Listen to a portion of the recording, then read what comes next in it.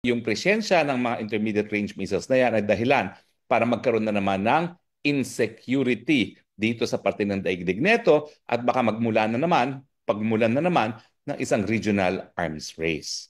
Well, again po ha, nandyan yung intermediate range missiles na yan dahil sa Visiting Forces Agreement. Ang sabi ng mga ng mga Amerikano, kabahagi yan ng balikatan. Balikatan sa panahon na mainit nga yung tensyon sa panig ng China at ng Amerika dahil dyan sa Taiwan. At saan sila nag-war exercises? E di dun sa norte, malapit sa Taiwan, hindi naman malapit sa West Philippine Sea. At doon nga dineploy sa lawag ang intermediate range missiles para bagang sinasabi nila na kaya naming marating ng missiles namin ang China at ang Russia at the same time. Kaya naman, ito yung sinasabi natin, bakit kasi kinakalagkad ni Marcos Jr. ang Pilipinas sa isang gera na wala naman tayong interes? Anong interes natin para makipaggera sa China na ating kapitbahay?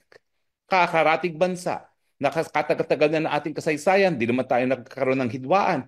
Dumating nga ang World War I, World War II, hindi naman tayo nakipaggera dyan sa mga Chino. O wala naman tayong dahilan para makakonsidera silang mga kalaban. Sa katunayan, dumating ang punto na ang China ay isa sa pinakamalaking namumuhunan sa ating bansa at hindi lang yan, yung panahon ni Presidente Duterte, sila rin ang pangalawang pinakamaraming turista na bumisita sa Pilipinas.